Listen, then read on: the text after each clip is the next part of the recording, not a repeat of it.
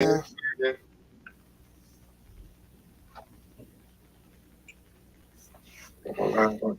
Yeah.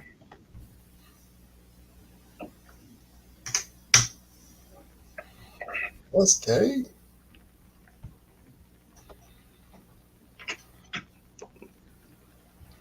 That's Kate. When we did it last time, I joined and sent the request to join, or Uh,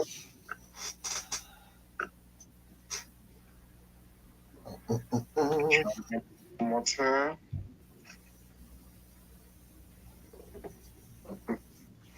Mm.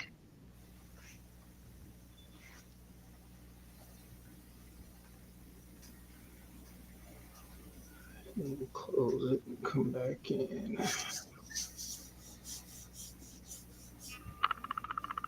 Come on, man.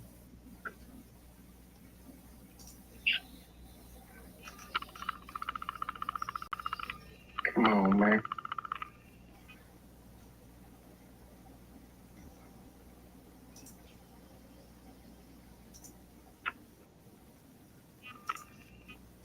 Come on, man.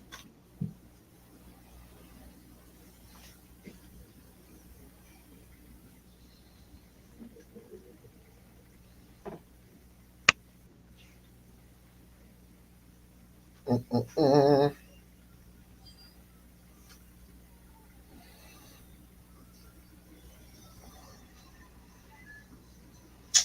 I was hoping the last one of the year would be smooth. I ain't gonna hold you. Did you did you send Get did your you send groceries. an did you send an invite? Yeah. I'll cancel some again. No. Cancel. I'm gonna come into the live and then request to join. Bet. Cancel. Uh, Yeah. I'll cancel some again. cancel. I'm gonna come into the live and then request to join. Yeah.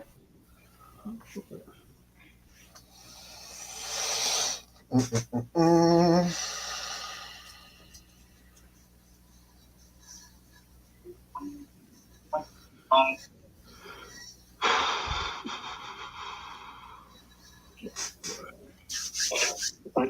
Mm.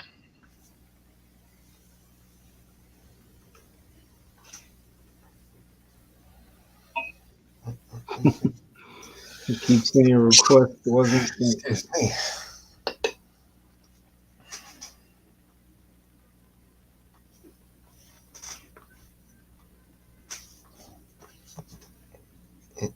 Mm. Excuse me. Come on, man.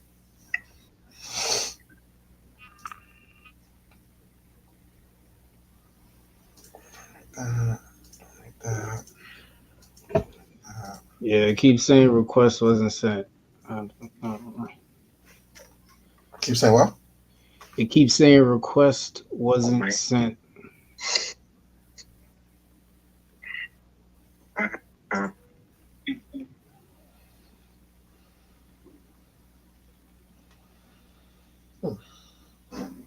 Hey, it's your Cheryl. Oh, Gonna get running any second now, as usual. wasn't sent. Hey, it's your Cheryl. Going to get running any second now, as usual.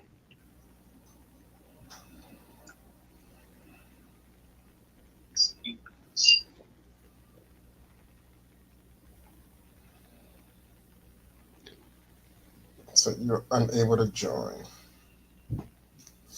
Yeah, bro. You're gonna have to. Oh, wait a minute. Let's see.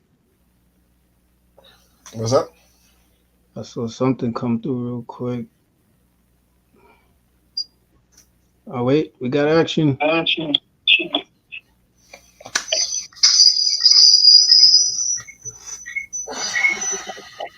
take it. All right, I will take it. we are in. Just happy I'm just happy to not have to log out and log back in. Let me share this across. Oh, I can't get the Bluetooth. The Bluetooth. I want the Bluetooth. Get this everybody in. Get the live stream flowing. Something again.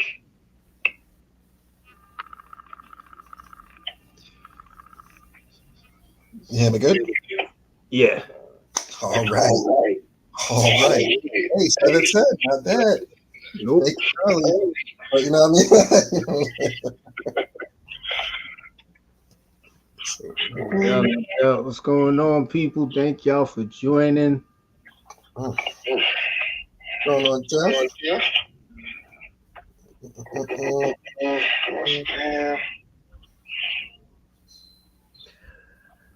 Oh man. Last week of 2023. How is everybody feeling? Another quick year, brother. Another quick year, feels like. But live you learn. Live you learn. Absolutely. So the website two taps, apologies. Make sure to get these nice and lubricated pulse.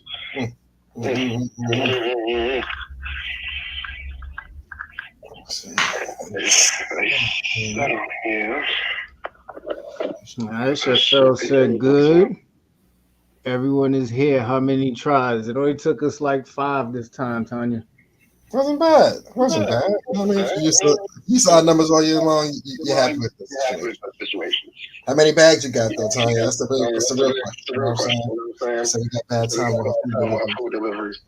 Yeah, and what's in the bags on top of that? We need to know what you chefing up over there. It's funny. I did the whole impression. I think I still have it, but I tried that once with all the groceries. Just come to your front door, like save money. You know what I'm saying? But just like, the first thing, second time, I was like, I want to walk in the aisles and pick up that junk food that I didn't collect in the cart. You know what I'm saying? So we haven't gone back since. Got you. Right. We're gonna give it another minute or so, see if some more people joining, and we're gonna get right into it.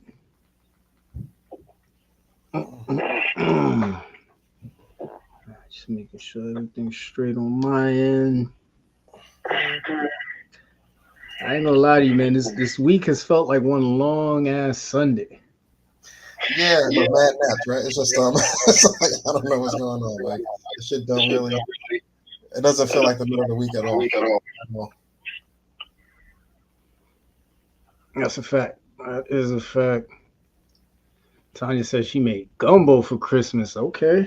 Oh. Can you handle the spice though? Is it a spicy gumbo or is it like a regular, you got people pleasing gumbo? Some people pick it up a notch like it's a chili. I ain't gonna lie. Had a lot of pernil over the last week. I'm over it, man. Like I don't want to see any more pork for a while. At least the next year. That's a fact, man. I need those. As many back-to-back days, it will put you in the funk, though. I will say. Yeah, I was nervous walking into the in-laws' house for Christmas because, that's a staple dish over there. But when I walked in and it was different, I was like, oh God, thank you. Yeah. I appreciate that. That's now, I got one quick question for you, Time. Do you pull mom's portion out and then spice up the rest of the batch? Or you just, hey, everybody, mommy don't like this, so y'all got to deal. This is I don't need this. I think I'm ready to go, brother. All right. Sweet.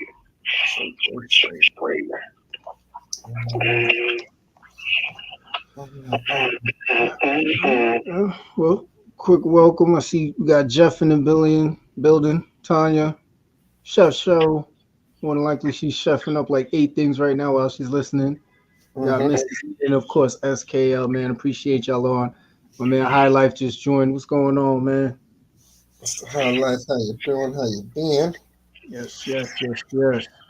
But listen, I mean, we can't start off today without, of course, thanking you all real quick, for this year. Of course, we'll thank you again at the end of this, but we appreciate everybody, what I'm saying, being a part of this. Um, so I think the first place I want to start, bro, I got an email yesterday from Geico, and it was telling me that they started this new, I think it was a new law over in August, where through your I mean, not your health insurance, your car insurance, you now have to add special coverage for your spouse. And it's automatically added. You have to literally go into your insurance and adjust it so that you only, you'll literally go under bodily injury. If you go under bodily injury, you usually just see, the limits that they cover. Now they have it where it has spousal. So in August, they actually passed a bill where now if your spouse is driving your car and God forbid they get into an accident and somebody else is, injured or fatality, they now have to have special coverage. Now, of course, you would probably have your wife on the insurance anyway. So you think, why would I need this? Well, if you don't go into your coverage and make this update, you may have automatically had it added. So I suggest everybody go into your insurance if you're up for renewal.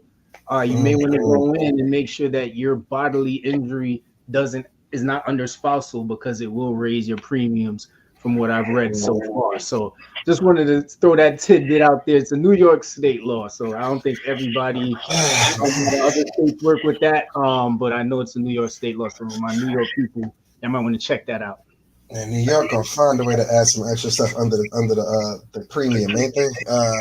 But yeah, I know usually you'll have your spouse or partner added as an additional driver on your policy to not cover that.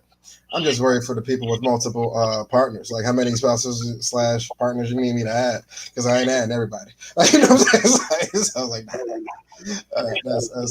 sucks, man. Fuck that. I'm gonna stay Frank out, but whatever.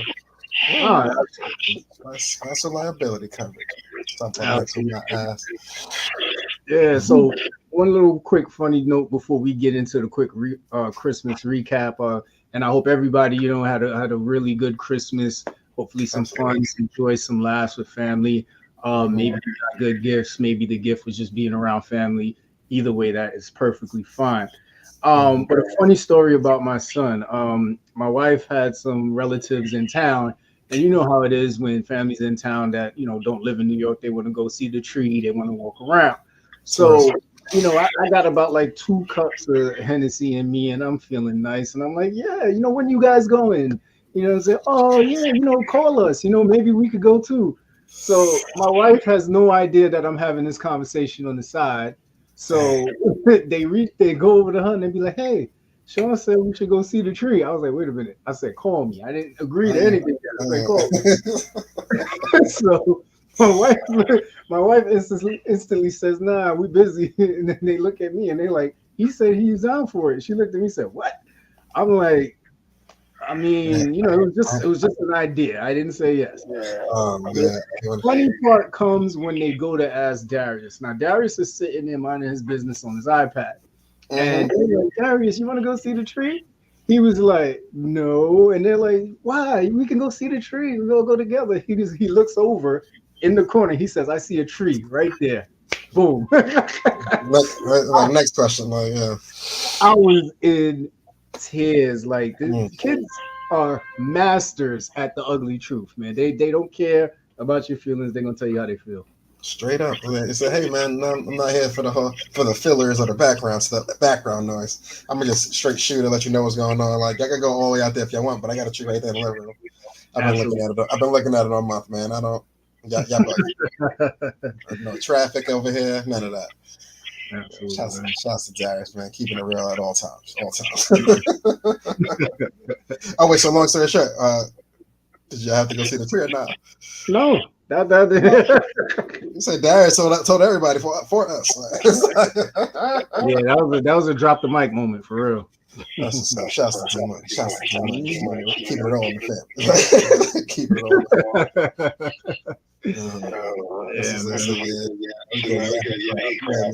That Christmas pre-walk it's not for the week, man. It is not for the week. It's jammed shoulder to shoulder, packed. Everybody trying to squeeze a photo in. It's a lot going on, man. If if it's your first time, good luck. But if you've seen it once, you ain't missing nothing, man. You ain't missing nothing. Absolutely. So how was your Christmas, man? And I mean, anybody you could tell us in the chat real quick how was your Christmas as well? Christmas was delightful. All in all, you know what I'm saying? I got to spend it with some family as always. Mom moved the Christmas Day joint to the Christmas Eve, the day before. With Christmas on a Monday, kind of threw everything out of whack. So she kept it all weekend based. So I was at my mom's for the Saturday. I was on the in-laws for the Christmas Eve as usual. Yearly keeping that going. But it was nice to see a lot of good people as always. No complaints. Gifts were flowing. My only bad thing with Christmas is even when you think you're done shopping, it always feels like you could have done more. Like, you know what I'm saying? It's just not enough. You always got time. You're always looking at the clock. What time the mall's closed? I might be able to make it. You know what I mean? You're always kind of second judging yourself, but people got to be happy with what they got at some point. So you got to let it go, man. But how was Christmas so far? How was Christmas on your side?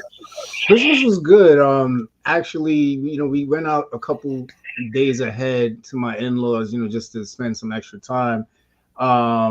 And we actually ended up going to this place called Made in Puerto Rico in the Bronx. And it's actually pretty cool. They got a really nice brunch on Saturdays and they have a live band. So that was a beautiful surprise for me. We connected with a coworker we haven't seen in a minute. And it was a really good way to start the weekend. Christmas Eve, we just hung out, drinks, food. Christmas, man, I mean, as you get older, it's just more about the kids, you know what I mean? It's cool to be around people, find another excuse to get together, but it ain't the same. It really ain't the same no more. I'm grateful, don't get me wrong, y'all, but it is not the same. My mother used to go in when it came to Christmas for me, but, it's bigger than that now. I surprisingly didn't watch as many Christmas movies before, leading up to Christmas. I think we watched most of them the morning of. So that was cool. Yeah. That's dope. I didn't sneak in my Home Alone run this month of December. I usually try to watch the first one at some point through the month of December just to get a cool refresher, but watching him get his little Hollywood Walk of Fame, that was enough for me. I was good. I was happy to see Macaulay. He's an adult now. And I was like, that's not me no more, y'all. I appreciate it, but it ain't me. You know what I mean? But it was a lot of Grinch this year for me. I've seen the cartoon version maybe 12 times, and I think I saw the live action one once. But a lot of Grinch this year. A lot of Grinch. Yeah. Yeah, I see Tanya's got quiet, uneventful, grateful. High Life said the coquito was hitting. Yeah, man. Yeah. Time out, Tanya. You've never seen Home Alone.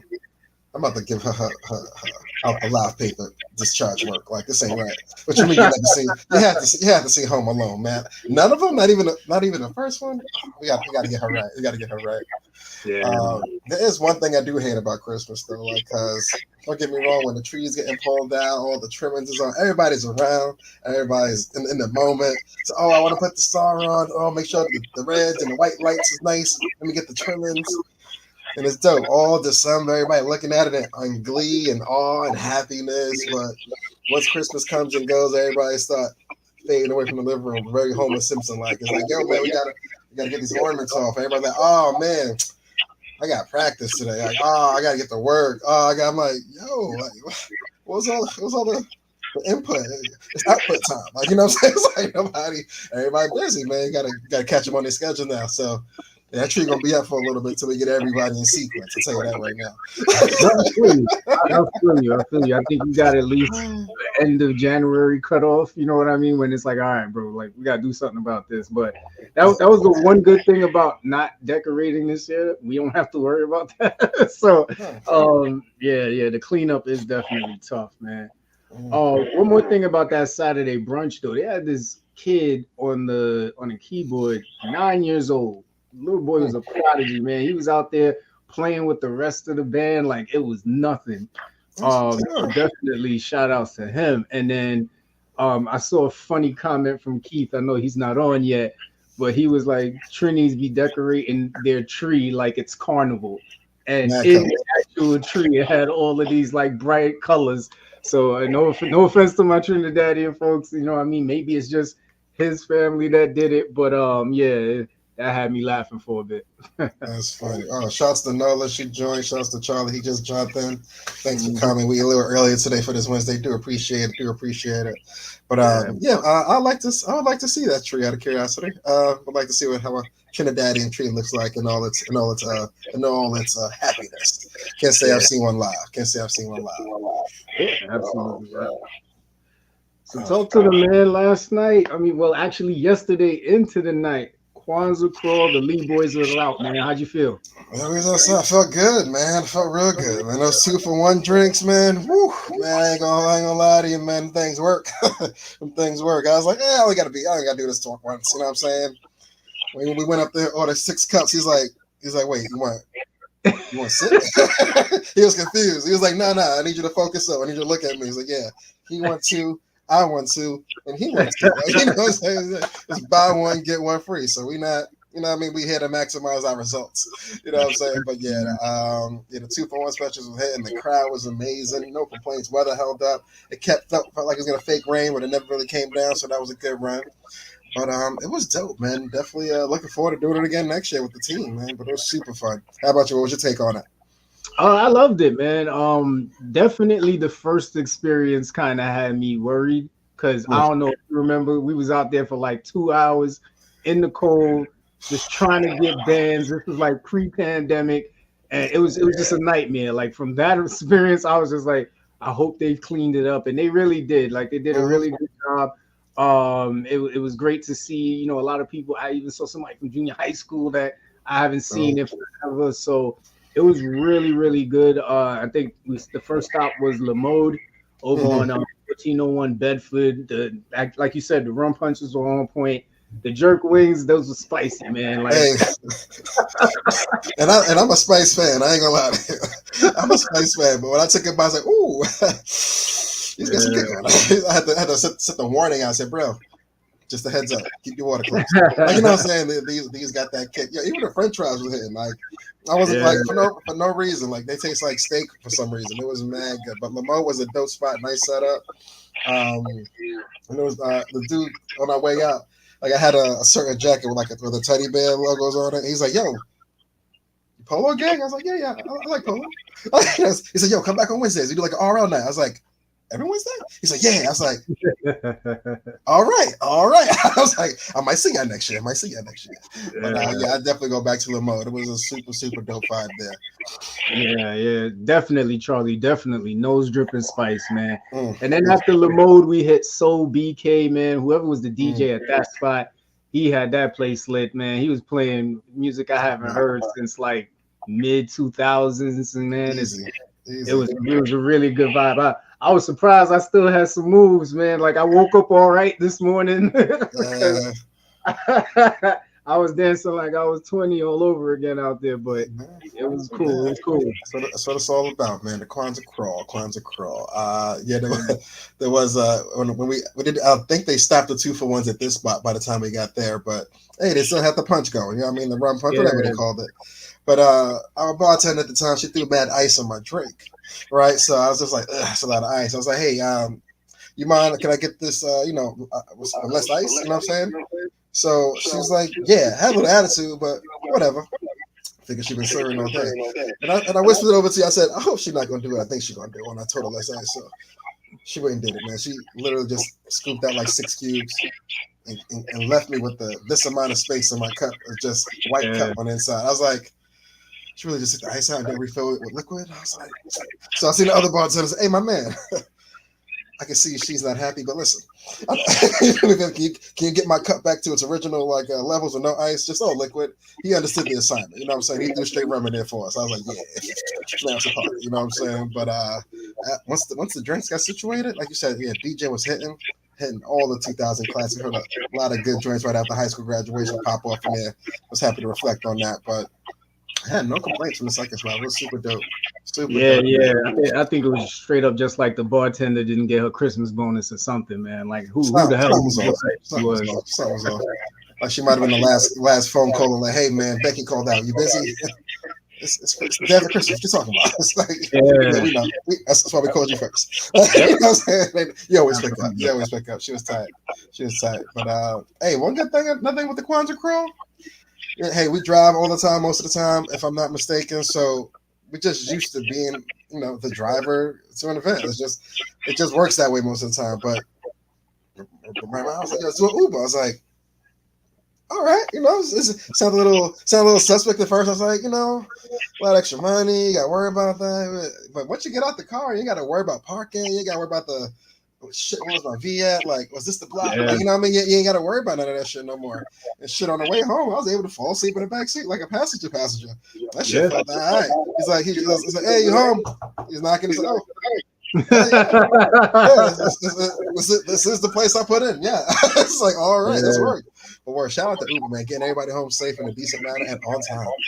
Yeah, man, it's a game changer, bro. Like once you pop your Uber cherry, bro, listen, you be looking at distances, you be like, yeah, they do be a lot of Hennessy there. Let me take an Uber. Just keep it safe.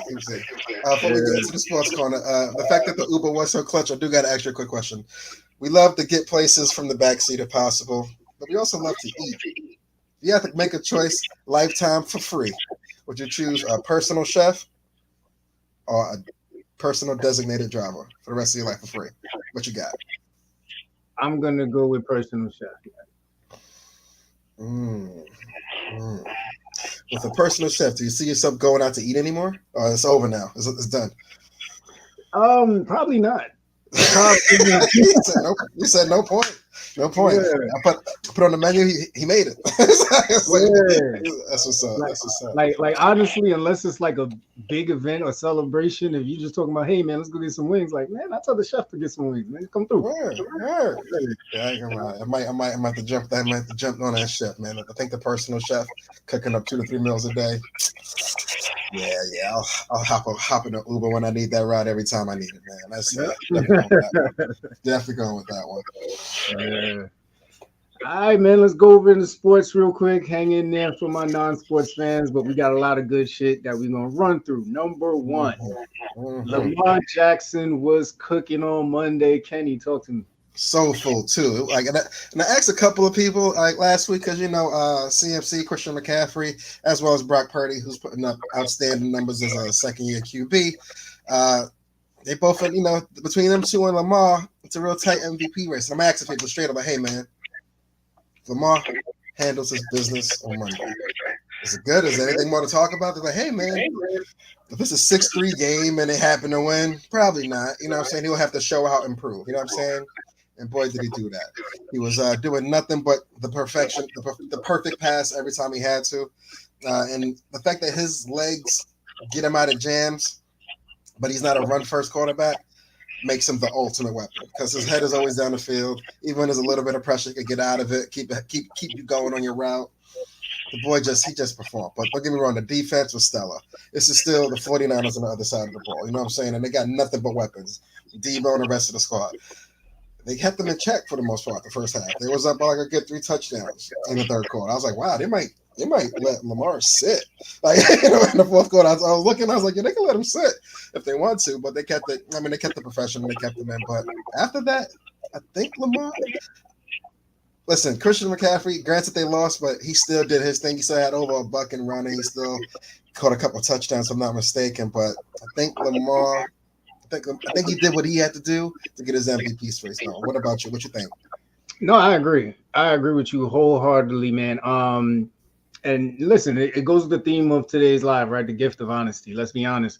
Lamar Jackson got his money, and he is showing why he deserved every penny. Not to say he didn't show it before, but he is literally showing it. He has had a quiet MVP year, and I agree with you 100%. I think there is no more conversation here. What he's done with this team is remarkable, right? He turns those guys into stars. They don't have a star player on that team except for him, and he makes all of those guys better with the way he moves, just like you said. And I think he's been his own unique self in his professionalism And I love that because he hasn't changed who he is or what he stands for, man. So yeah, shout out to Lamar. He's the real MVP to me. That's a fact. That's a fact. If he don't get it, from the Shield, he definitely got the People's MVP award at a minimum. At a minimum, I will say that. Moving on here, I guess as far as keeping the sports, Tampa Bay, man, they are hot. They hot. But it's weird because Baker Mayfield is driving a vehicle. Man, talk to me. How does that work? Yo, Baker's another one. Like, this is one of those years where all of those quarterbacks that you criticize have just been like doing their thing silently. And if you watch Baker this year, he's really just stayed within who he is, and it's been working. Mike Evans is on his way, I think, if not already there, to another 1,000-yard receiving or 2,000-yard receiving year. And they've won 4 straight. And I was like, we don't usually dive deep into statistics on this show, right? We just talk about our opinion. But I was like, let me look at their last couple of wins, right? Or actually their losses. Aside from the losses to the Lions and the 49ers, they've been within a touchdown or a field goal of winning a lot of those games. So they can be in the mix if they keep it pushing. And I don't think they'll go that far, but it's still good to see Baker and the Buccaneers starting to figure it out. Facts, and it's weird. It wasn't like they won the Super Bowl a couple of years ago. You know what I'm saying? Granted, Tom Brady was in his driver's seat and giving the keys to Baker. Everybody's like, burn the V, bro. It's not gonna do it. But yeah, he's been holding strong. Like a lot of the outside of course, the Tom Brady swap, a lot of the team is still the same. Not too many moving parts after that. So he's still, all the engine pieces are still the same. Like Mike Evans is still having another standout year. I think he already got another 1,000-yard season.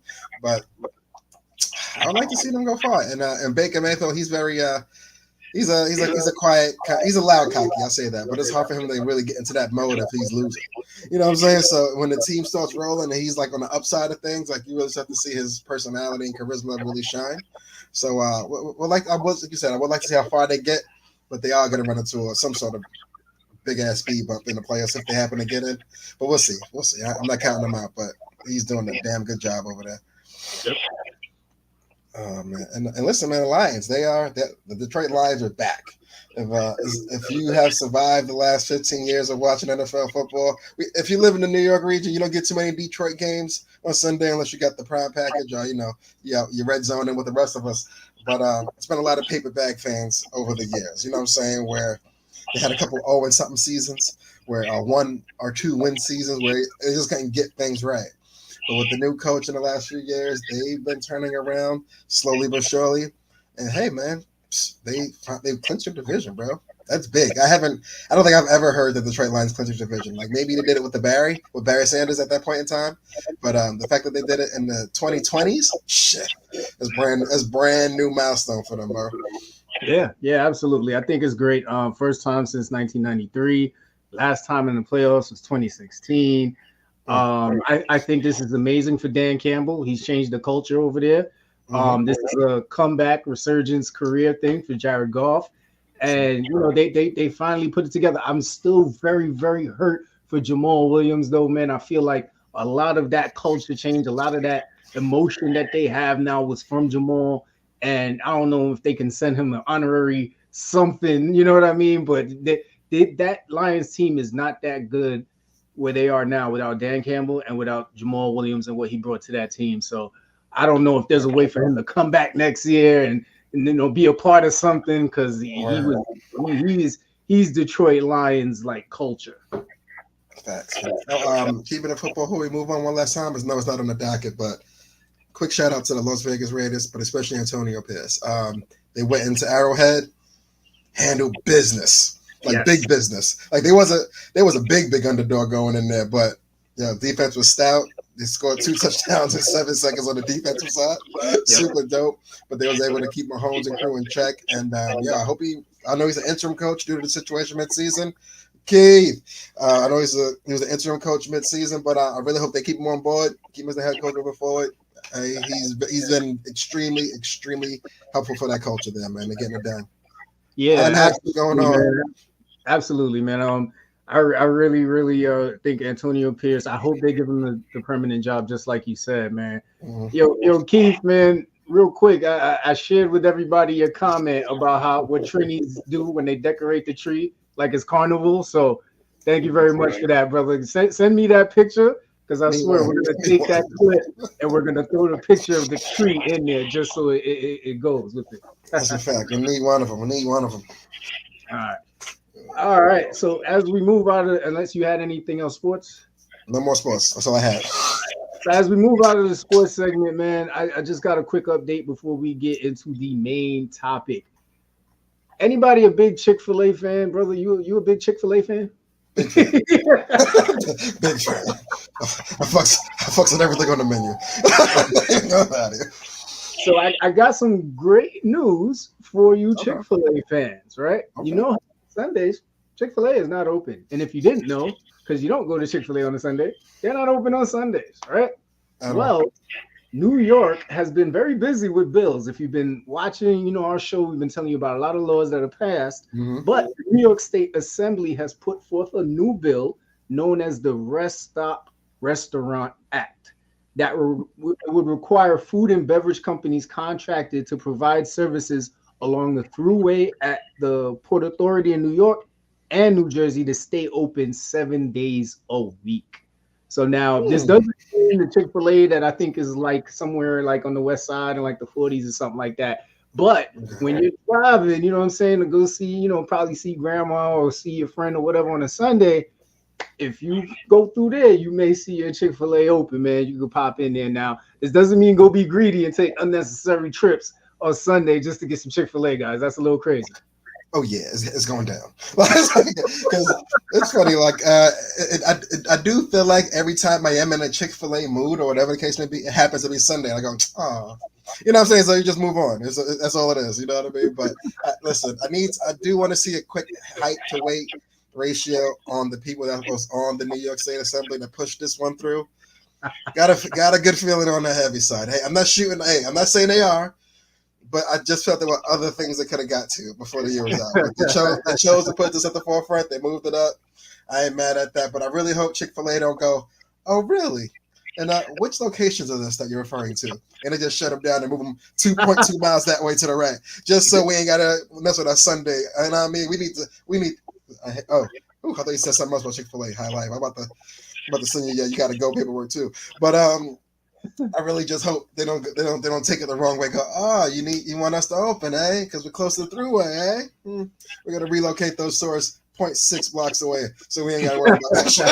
We ain't gotta worry about none of that little new build type shit for the Rest Stop Act. But hey man, shouts to them. Hopefully, if I could catch a Chick-fil-A on a Sunday and I happen to be on the thruway at the same time, it works out for me. Oh man.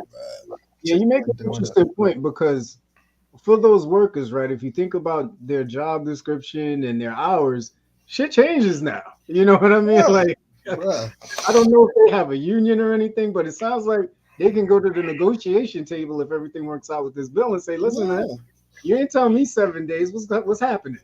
And Chick-fil-A, if I never say, they got the best customer service, like this side of this side of the sun. Everybody's always happy on the other side of the register, which I appreciate.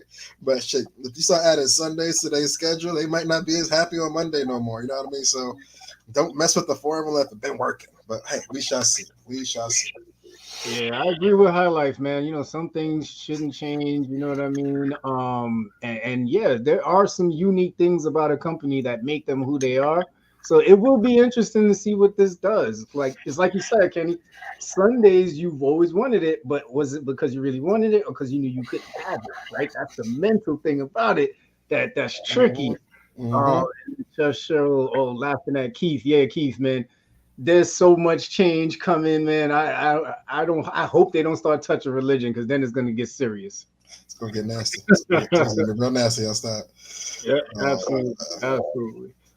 All right, so we have got to our main topic, man. First off, let's do a quick roll call to see who we got with us. Keith, as always, appreciate you, brother. Jeff in the building. What's up? Tanya, Chef Cheryl hanging in there. High Life hanging in there. SKL hanging in there, and we got OG Next in the building. Okay. OG. Word. All right. Appreciate it. Eb just joined. All right. Just All right, man. So the gift of honesty is why we're here. As we close out the year, we just feel like we should give ourselves the gift of honesty, right? For the next 20 to 30 minutes, we just want y'all to be honest, right? Nobody's judging you. There's, you know what I mean? There's no hard feelings here. This is your chance to answer the question to the full honesty of your ability. And Kenny and I have promised that we will do that for you tonight, right? Absolutely. So, with the first question of the night, how would you respectfully tell someone that they need to change career paths? Respectfully, I might send an email. It's like, hey man, I see you working hard here, and it's not translating into good work. So listen, maybe you should go to pursue that career you've been telling me about on Fridays. You know what I'm saying? Just, you know what I'm saying? Like, it's okay to take a week off, but I'll definitely send it. I send an email. I don't think because I don't want to hear no feedback from it because I already made up my mind on what you should do. So I'm gonna just do that. I don't want to have a conversation about it. I don't want to reply back and forth. I'll send an email respectfully. How about you? I think I'd write a letter. Oh, ooh, that's I mean, pull out the old pen and pad. Yeah, that's personal. That's personal. Okay. Okay. This way they knew I took my time with it. I had to make it very clear what my thoughts were. There's no delete button. There's no cut, copy, paste, none of that. I want them to know this is personal from my heart that, bro, I think you need to, put away, you know what I'm saying, the dreams of being a rapper. It's about that time to, get something that you're good at and keep it rolling. You know what I mean? Like I would write a letter. Yeah. The 10th mixtape drop. It's like, listen, man. You know what I mean? You gotta put to the side. You gotta put to the side. Say, hey, mixtape now it's fine. But listen, I think I'm the only person that heard it. So listen, I'm just you know what I'm saying? Like respectfully. Yeah. A handwritten letter. I think you know what? That's a good sweatshirt. I think a little signature at the bottom, real authentic. Yeah. I ain't mad at that. That's what's up. It's all respectful. All respectful. Yeah, even Keith went the rapper route. Yeah, man, like it's time to realize that maybe there's an underlying gift in the dream you're pursuing. You know what I mean? Like maybe you're not meant to be a rapper. Maybe you're meant to be the producer, or do the beat. Or just be a backup guy, be a promoter. You know what I'm saying? That's it. If you went hard promoting a bad mixtape, that means you got good promotion skills. It's just the mixtape was bad. That's it. It's a word. I'm not saying he shouldn't be in the studio. Just maybe should be behind the mic. Maybe you should do something else in the studio. There's a lot of jobs in the studio. You know what I'm saying? It's not just you. There's a lot of things keeping that engine running. You know what I'm saying? Ebony said she kept a little too real. She told somebody to their face. All right, Eb, I ain't mad at you, man. That's like High Life said intervention. Hey, that's a good one too. I don't know if I want to bombard somebody with everybody thinking about you at the same time. That might be a little too aggressive, but face to face, yeah, that's about as aggressive as it gets. He was like, y'all invited the baby too? Like the baby don't even know about that music. And she get a vote. I was like, you know what I'm saying? That's cool.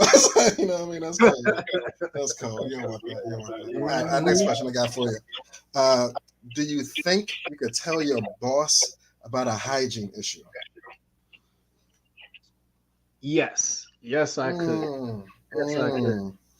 How I would tell him is I would walk around with mints all the time. And what's up, Mickey? Thank you for joining us, man. You're just in time for the gift of honesty. I would walk around with mints all the time and just hand them to him every time. Every time I walk in, like, want a mint? Now, if he doesn't take it, then it's like, shit.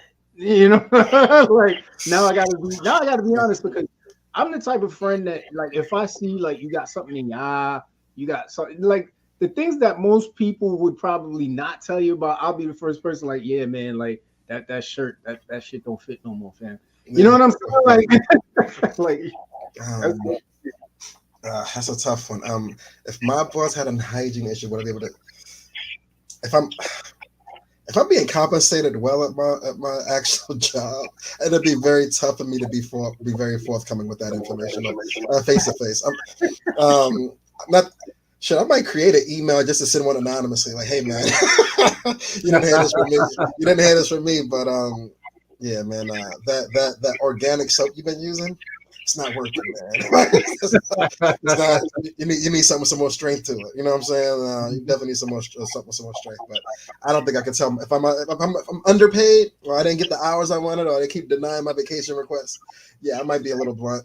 About it. You know what I'm saying? Like, I might be on a fuck this job tip anyway if that's the case.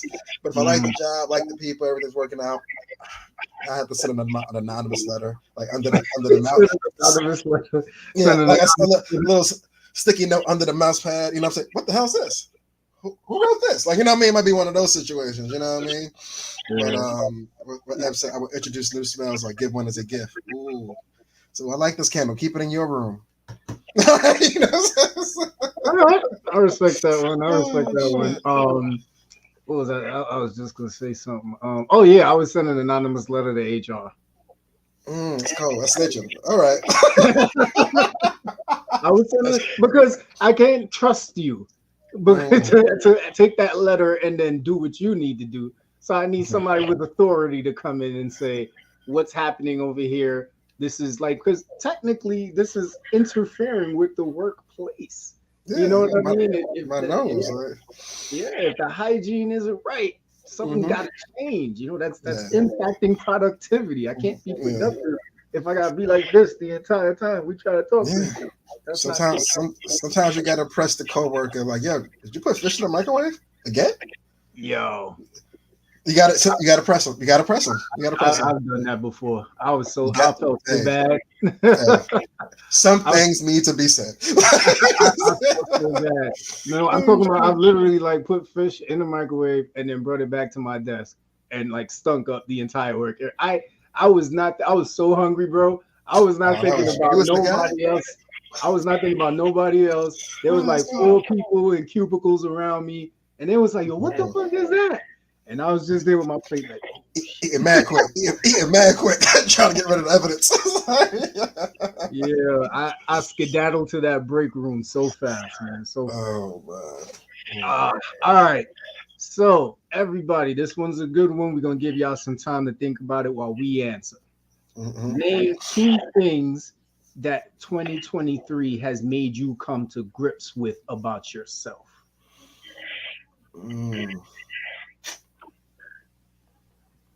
All right, number 1.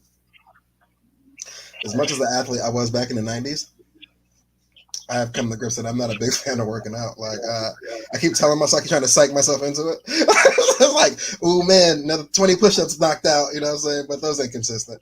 Like, you know what I'm saying? It's just, I don't see me signing up for another gym membership, man. I really wish I would, but all right, so I'll keep it quick. That's one thing. I'm not a big fan of working out. And 2, my motivation level are not where I always want them to be. I could be motivated from Monday to Friday, but it's hard for me to keep that going on Saturday and Sunday. Like, you know what I'm saying? But my motivation hits peaks and valleys. So I want to try to keep that at a high next year going around. But I would say my unwillingness to work out and my motivation levels, not where I want to be. Gotcha.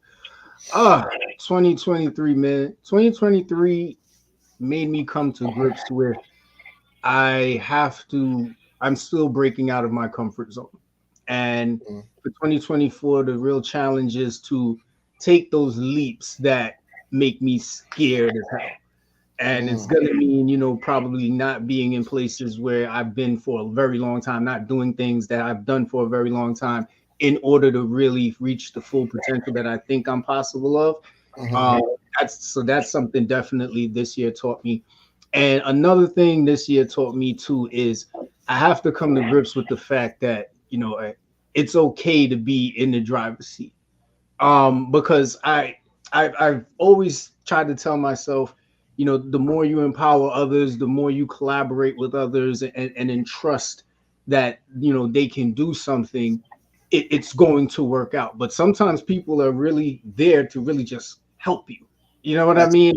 But they're looking to you for guidance, and being at work has taught me a lot of that. And I think next year it's really just about accepting that you just got to be the driver, just got to keep things moving. And that's tough. It's really tough because you don't want to run into situations where people think you're trying to do everything. And I think that's the toughest part about it. So I guess with efficient communication and with clear understandings of what the expectations are, hopefully that will make things good. But next year, it's just all about driving. That's a fact. That's a fact. Let us know in the comments, man. Give us 2 things you have to come to grips with this year. Keith said he wanted to set bigger goals for himself. Tanya said she had to let go of some trauma, continue the healing process. I saw one more in here, so I can find it again. Oh no, I was Keith talking about some bad soup in the microwave. But but yeah, man. Bigger goals are always a good thing to go with.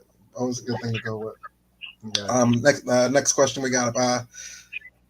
If your wife shot her shot at you, do you think you would have gotten together?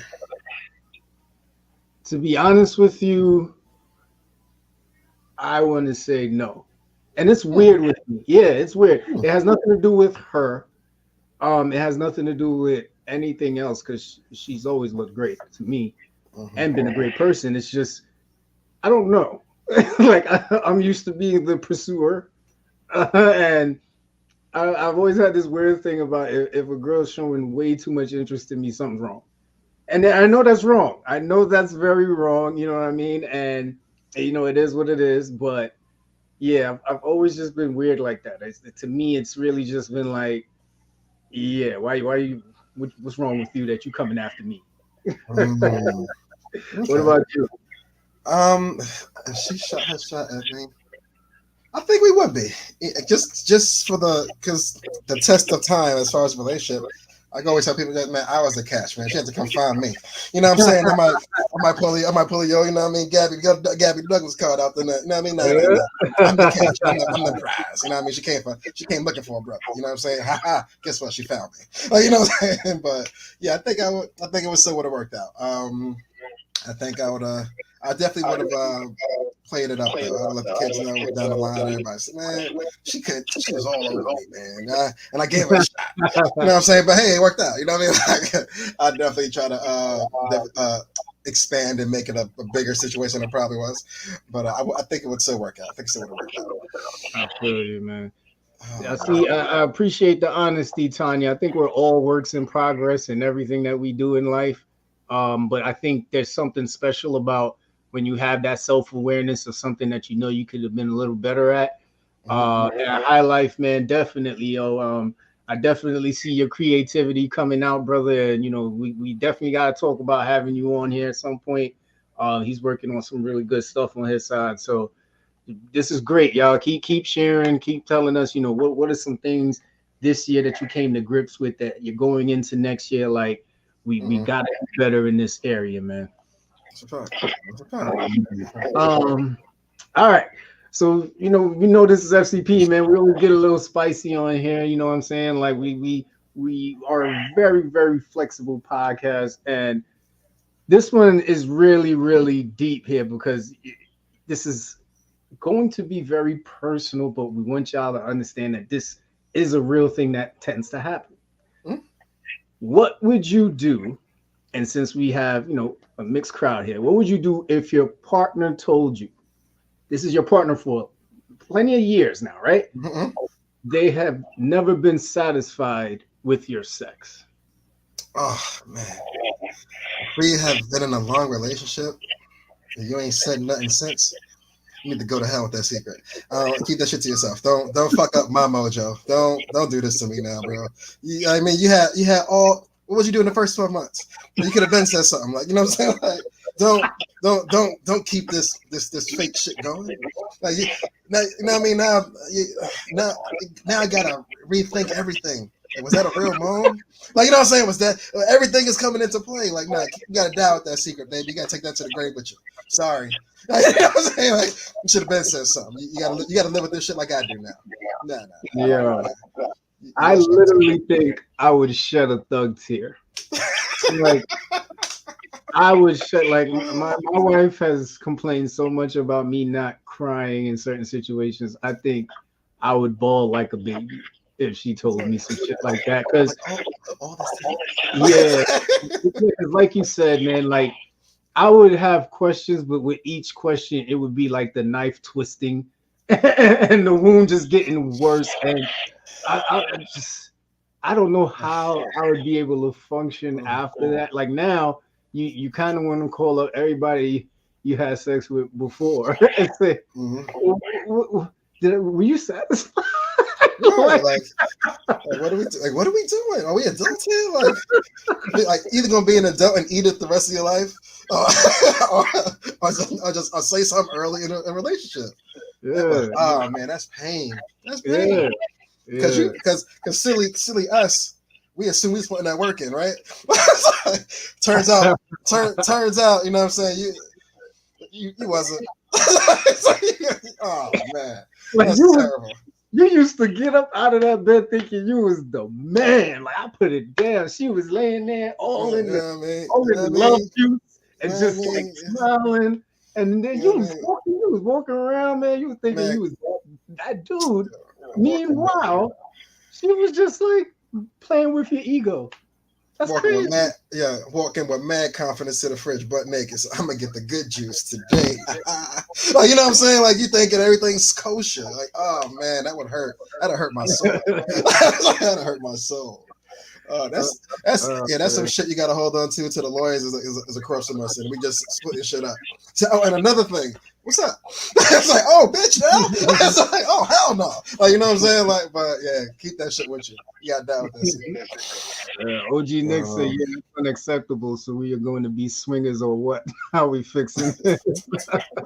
Lord, like, is there a fix? Is there a fix at this point? Like, you know what I'm saying? Like, Keith said, I would be like, my girlfriend is happy with the sex. That's a good comment. Hey, that's spicy.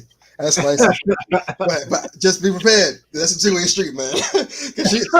Cause she been doing something to keep this going as well. So just be careful what you say, man. That shit might dig a little deeper.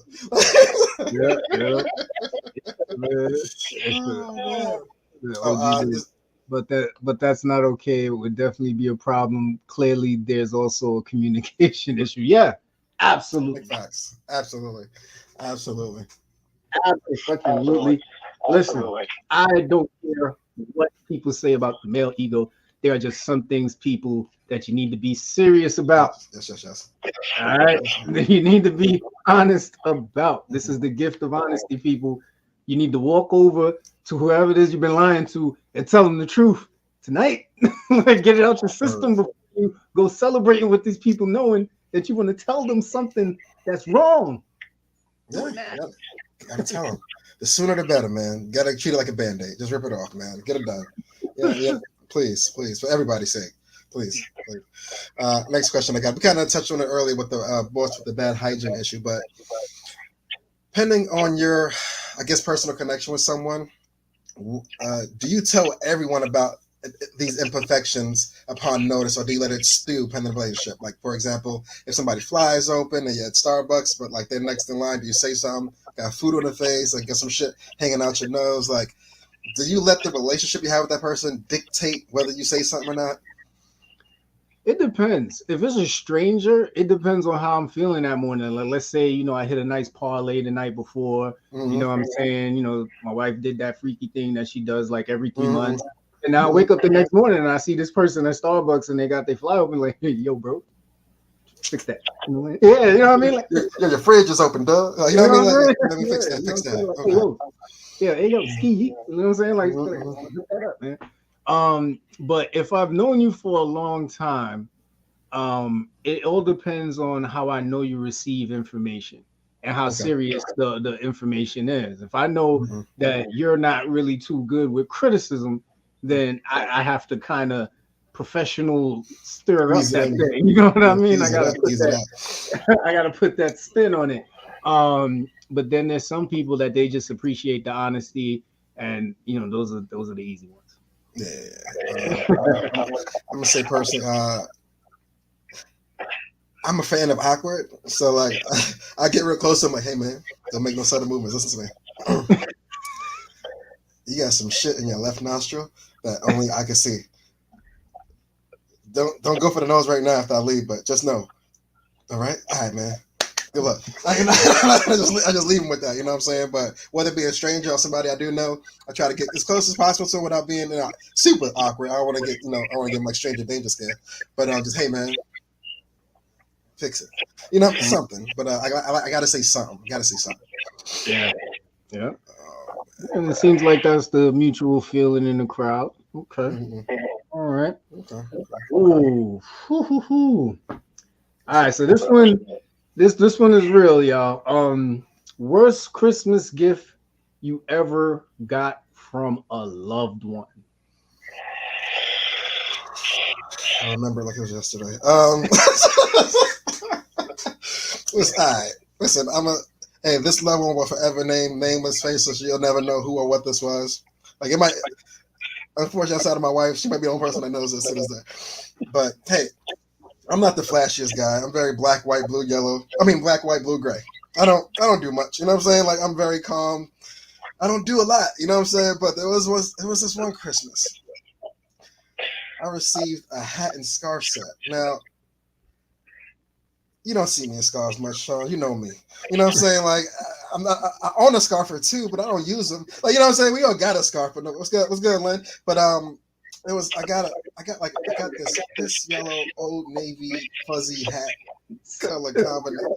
It was like the whole scarf was yellow, bro. Then the hat was like yellow and gray and green in it. And I opened that. You know, we ever opened the gift in front of a group of loved ones, and they're just like, "So, what you think?" You know what I mean? You just like, it's my favorite shade of yellow, yo. I had to eat it. You know what I'm saying? But they're trying to have you out there looking like an Easter basket. Man, I think I still own that set. Like I have it, packaged together, tag still on it, like top of the closet, back and some other shit. Like I'll never wear it in the street because I ain't got the pride. I ain't got enough in me to put it on. Like I don't have like. There's nothing inside me go, yeah, this that shit. There's nothing about this two-piece that does that for me. Like, you know what I mean? But hey, man, I appreciate the thought. You know what I'm saying? I know that's all they thought about. You know what I'm saying? But yeah, that might have been the worst. That might have been the worst one from a loved one. For sure. What about you? Do you remember the worst Christmas gift you ever got from a loved one? Yes, I do. And I'll be surprised if Shay remembers too. So yeah, like you, the loved one will remain nameless because I really love that person. So you know how it is, man. They, like you said, they're very excited for you to open the gift and look at it or whatever, right? So I open the gift. You know what I'm saying? I see the big long box, so I know it's some sort of clothing or whatever.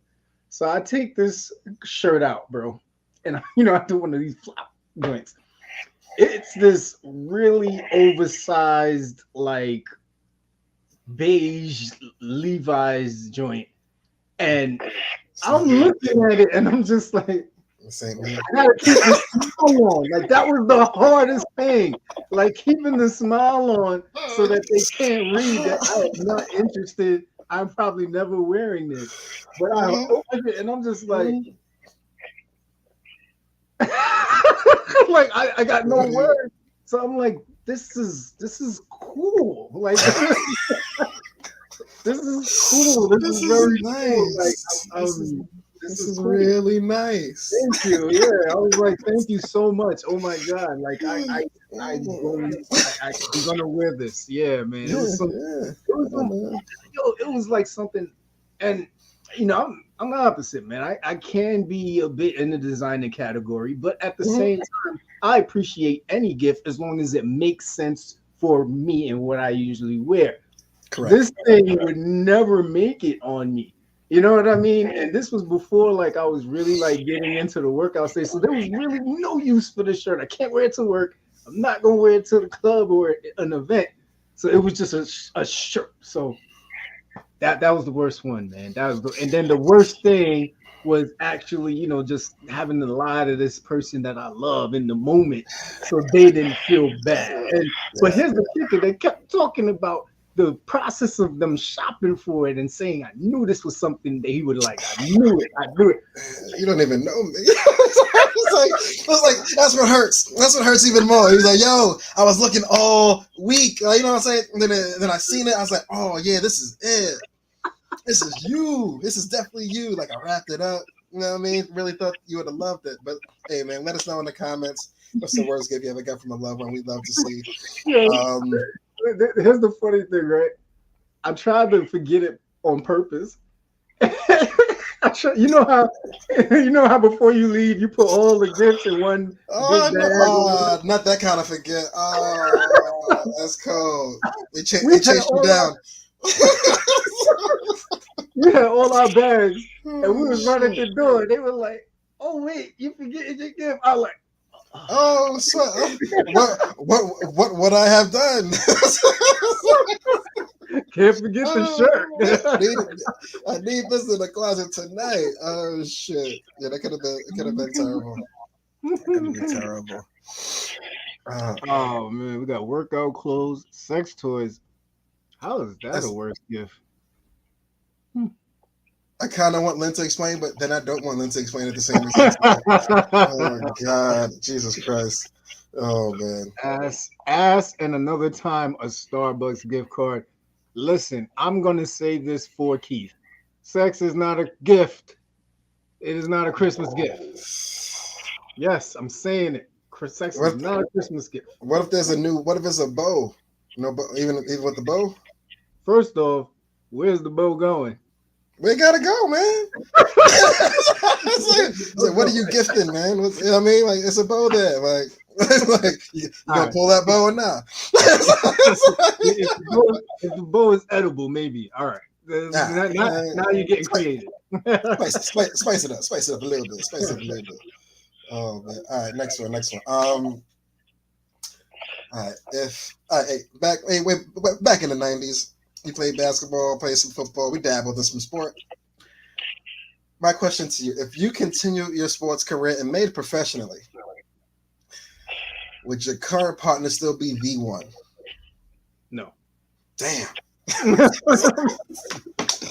I'm scared. And listen, before y'all ladies go off on me, it would be the same thing if she continued with, I believe she ran track. If she would have become a track star, there would have been no reason for me and her to cross paths, right? Because our meeting place was at work. Without that meeting place and not going too deep into destiny and the universe and all of that stuff, how do we actually cross paths? You know what I mean? So honestly, that's the only reason I say no. What about you? Hey, if it's a soulmate, I'm gonna say we would have crossed paths at some other juncture. Maybe it would have happened. I'm gonna keep it clean. Hey, the gift of honesty, man. I'm out here. I'm trying to. Hey, if we are soulmates and it is meant to be, if the fabrics of the universe meld together at this spot, like Dr. Strange said, hey, you got one shot. You got one shot only. You know what I'm saying? Like, if it happens, it happens. You know what I'm saying? But I can't be looking for something I don't know about neither. You know what I mean? So hey, if it happens, it happens. But I would say if it was a soulmate, it's a high possibility. Keith said straight up, I would not be married because he said if the league called me, it would be different. How me and my wife met, I'm sure something is behind it because it's too crazy. All right. I get that, man. Like I don't know. Sports, I mean, because just knowing my wife's personality too, if I'm playing sports, she's probably not looking my way. You know what I mean? Because every time there's a sports figure in the news for allegations, she's like, I knew it. Hell yeah. All right. So in what events or situations does your pride get the best of you to make a decision that you normally would not make? When the bill comes, when it's a group of guy friends and the bill comes, I'll do like a mental count in my head. Like, I'm gonna count to like 4 or 5. Because everybody's seen the bill drop, right? Everybody's seen the way to come, little black book. Here you go, gentlemen. Have a good evening, and walks off. You know, we all mid chat. If nobody reaches for it after like the 4th or 5th second, my hand starts like, and I know, like, yo, you pay this bill, bro, you are dead for the week. Like, you know what I'm saying? So I'm like, you know what I'm saying? So I know I shouldn't be reaching for this bill. So I'm really reaching and hoping that somebody goes, oh, nah, brother, I got this. You know, he said, oh, nah, just sell me your part. You know what I'm saying? It's like, yeah, no doubt, of course, man, whatever you want to do. But like, my pride after 4 to 5 seconds I just be reaching and not looking like, somebody cut this hand off. Please, somebody cut this hand off. And when my hand touched the book, I'm like, none of you niggas let me. You know what I'm saying? So that is something that is a situation that my pride unfortunately makes a decision that my wallet usually can't afford. My man said, if I pay for this, it's ramen and Cheetos for the rest of the week. And I know this. Like, you know what I'm saying? But I'm still like fake reaching because nobody reached yet. I'm like, we all act like we don't see it. All right, fuck it. How about you? What does your pride get the best of you in a decision that you shouldn't be making? When I know that there's something important that has to get done, and I'm asked to do it. I will usually jump to do that just because I like being, you know, like that reliable go-to person. Especially it shows up ridiculously in my professional life. And that's I know it's a pride thing because it's just I just want to be able to get things done. And you know, maybe that's another thing I'll have to come to grips with knowing what to say no to. Because that's just as important as what you say yes to. So nice little lesson for all y'all do-it-allers or don't know how to say no-ers. You know what I mean? I'm a proud member. So yeah, that's definitely something where my pride kicks in, and I probably should have said no, but I said yes. You know how it go, man. You be trying to just mind your business, then you end up all up in the business. You ever give an idea and then end up being in charge of that idea, and you had nothing to do with it? It's like, yo, I gave this to y'all to flourish. Like, you know what I'm saying? Like, it wasn't for me to. Nah, this is not for me. No, man, it's not for me. Okay, I got one more. I got one more for you. When you, as you know, in your younger days, you knew everybody knew you. It was just the way life was, you know what I'm saying? But as you got older, you became an adult. Do you know how many ride or dies you currently, it's a two-part question. Do you know how many ride or dies you currently have as an adult? And do you see yourself adding to that list over the next year? Yes, I know how many ride or dies I have, and that's tough. Right? Yeah, that's tough. Because I feel like at this age, I'm meeting people who are a little bit more unique to themselves. But there's so much that goes into ride or die that we would have to have a hell of a year. Where, you know what I mean, we work together very closely on something and we really just, you know, went through it. Yes, both friends and family. I ride or die on both sides. Correct. Yeah. I that's a great question, bro. Yes, I do know my ride or dies, and it with the business I'm in, I could see me meeting another one this year, honestly. Do I know how many I have? I don't think I've ever counted out loud, but I do know a few that pop up in my head as immediate. And it's funny. And does your ride or die depend on you knowing they would ride or die for you as well? I feel like that's a staple that needs to be known, right? Like, you know, in the same situation, they would do the same for you. Do you have any ride or dies that are one-way streets? Definitely. I had to kind of erase those. Yeah. Yeah. You're not what I thought you were, brother.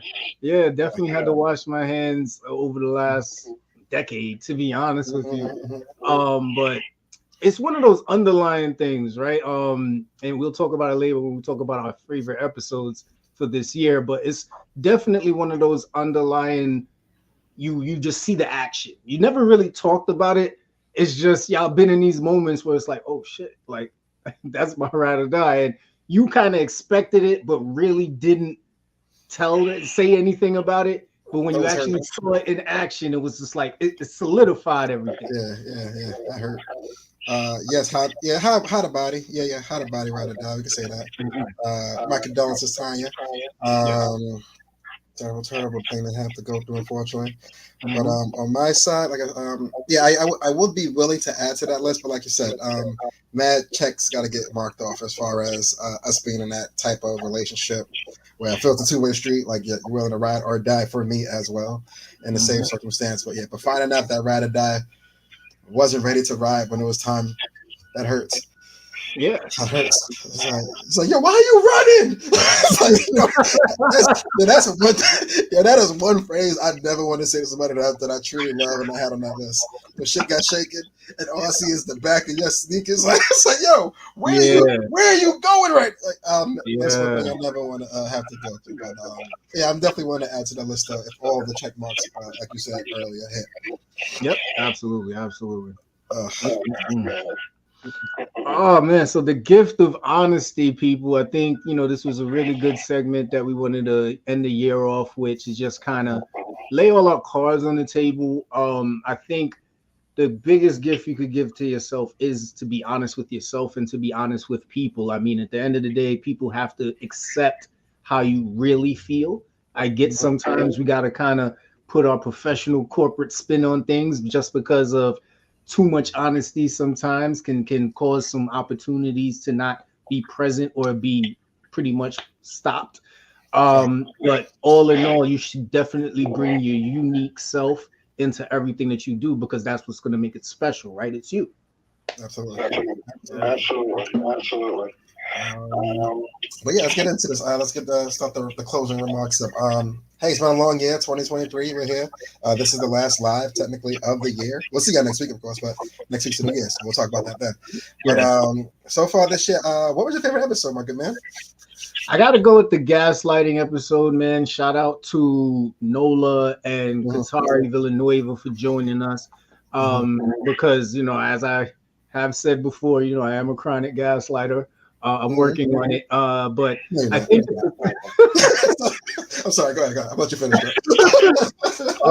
But I think it's a topic that should be talked about a lot more because it's really important that we are honest with our flaws, right? It's great to celebrate yourself. I think you should always give yourself flowers for everything that you've done. Shout out to everybody who either went through some shit this year and you're still standing, or you crushed it this year and you're ready for more in 2024.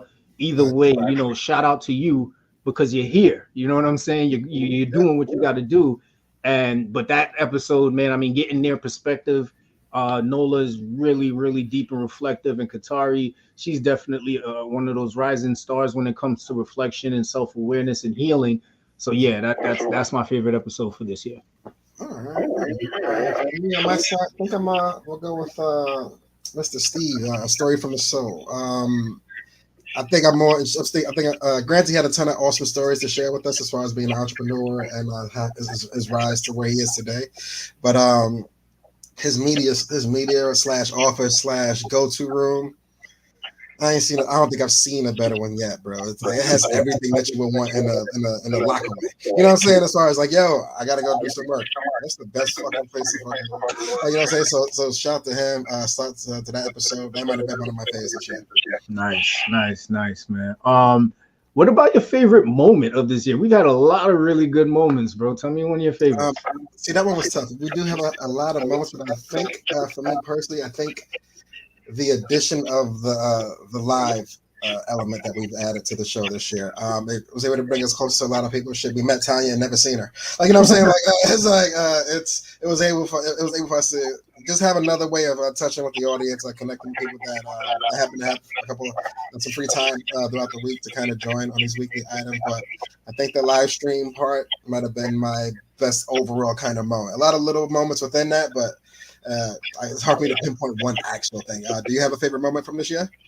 I think it's the read the room. I think that clip of appreciating the friend that you just don't really have to say much to. They just understand you without saying anything, without doing much.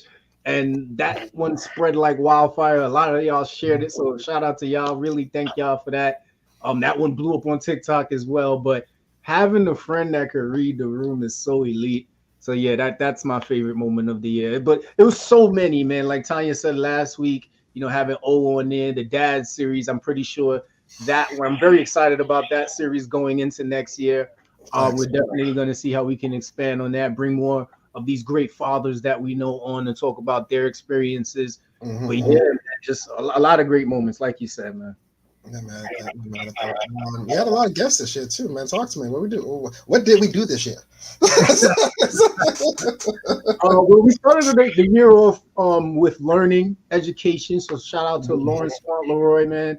I see Mrs. Lee said the autism episode, and then Tanya said last week's live. I know these lives has turned into episodes. It's been interesting. On the road, yeah.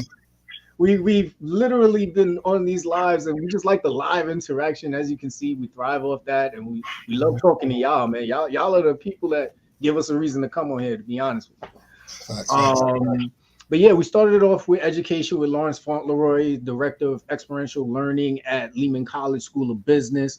Then we went over into youth sports, man. Shout out to Coach Red, doing great things with the youth. In basketball, he is the owner and creator of Bigger Than Basketball. And then, of course, like you said, Steven, Fabian Davis, owner, creator of Fabe Soul. And then, of course, Nola Rowe and Qatari Villanueva, like I said. And then the Corporate Ladder Series, man, Mimi Jimenez and Aisha Ortiz. Thank you all for really, coming on and really sharing your thoughts. And anybody who joined us on the lives, man, shout out to Amrita. I know we had Sunny on here. We had a lot of really, really good people on here that we spoke to. And we just appreciate everybody that collabed with us, man. It was really good. Yeah, Ab, the autism episode with Rel and Joey. I mean, that was really good. That was good. A lot of good moments this year. It's already the end of December. That's nuts. Yeah. A lot of cool milestones this year. I'm looking forward to a lot more for next year. Shout out to the Kingdom Bros. Yeah, that was definitely that's how we got introduced. We were on Kingdom Bros, and then that's how Tanya came over, man. That's dope. That is super dope. Hey, as far as final thoughts for 2023, is it too soon for New Year resolutions or not? Never too soon, man. You're always good to go out with a plan. All right. Hey, man, I'm gonna add it back on the list, man. The gym, whatever that means. You know what I mean? Hey, gotta keep it on the list, man. Gotta keep it fresh, man. Just hopefully. That's all I got. That and just finishing up my registration for the architecture, man. Other than that, yeah, man, if I can squeeze some gym in between some study sessions, man, that'll make me a happy man next year. Listen, man, final thoughts for me for the year going into 2024. And, I really love this from several posts that I've seen. I think Ramel even posted this last week. Set a plan, have that preparation and execute. I think it's so important. We undervalue the time to actually plan to going into something. And I know we're all busy. I completely get it. But there's nothing like preparing yourself for exactly what you want to do in this life, because if somebody meets you, sees the brand that you bring to the table, and gives you an opportunity, if you're not prepared for that moment, then it's just going to waste away, and you never know if you're going to get that opportunity again. So that's one of the biggest thoughts that I'll start with. And I agree, Tanya, definitely continue with the inner work, but also understand that, if you really want to see something go a certain way, you got to be the driver. You have to understand that you've got to take control. For those questions you're scared to ask, for those people you're scared to approach, for those things that you're nervous about doing, the worst thing that could happen is it doesn't work. And now you've learned from that time that it didn't work, and you try it again and you try it again, because there are people out here that are counting on you not to do it so they can still be at the top of their game, and nobody else can bring them any competition. Be the competition next year. There's plenty of money out here. There's plenty of opportunity out here. You just got to work hard enough to go find it. And, if you're having trouble, it's okay. Do the inner work, like Tanya said, and, just give yourself that grace, give yourself that opportunity to get exactly what you want to get in this world, man. And just no regrets, no ceilings. It's a fact. It's a fact. That's a fact. 2023. So, I want to say it's a wrap. Yeah, a couple more days to go, but it's pretty much a wrap. Mm-hmm. You want to take care of the shouts, the big ones? Yes, man. So listen, tomorrow, first off, shout out to Nola Rowe. You know what I'm saying? Shout out to Shot of Adrenaline. Our episode with Nola, Gender Wars, drops tomorrow at noon. All right. Make sure you go into our story after this. Click on her YouTube channel, subscribe. The link, you know what I mean? The link will be up tomorrow so that y'all can go directly to the episode, man. We need y'all to run the views up. I mean, we talked about everything on there. We shared some interesting perspectives that may have your eyebrows raised. I'm even probably a little nervous to be watching this with my wife, but you know what? It's the gift of honesty, right? That's what we're talking about today. That's it, man. As long as you have the chancletas while you're watching the show, you should be all right. Oh, man, big shout out to Nola and the crew. Like you said, shout out Drilling. He was awesome with the producer side of the show. But yeah, I can't wait to see it myself, man. Super intrigued. I'm very curious to know how it came out. Mm-hmm. Yeah, definitely, man. And appreciate all the comments, man. Appreciate people who've been riding with us from January 1st up until now. We got so much more coming next year, man. We're definitely trying to expand and do some really cool things. Thank you for taking this time every Wednesday, Tuesday, Thursday, whatever reschedule we did. You still found a way to make it. I can't promise we're going to get it together next year with the schedule, but I promise you we will keep the content coming. That's without a doubt. At a bare minimum. Yeah, man. My brother, I thank you for another great year. You're amazing, brother. You're awesome. And once again, I will say I would not want to do this with anybody but you. Thank you for being you, brother. Bro, keep driving this shit, man. I'm in the back row. Whatever you need done, just let me know, man. Just let me know. I got you. I got you for today, tomorrow, and the rest of the life, man. Appreciate you, brother. Excellent. Listen, everybody have a happy New Year's. Be safe. Drink responsibly. Safe. Please. All right. Please drink responsibly. Be safe. Love y'all, man. See y'all in 2024, man. Let's get it. Peace.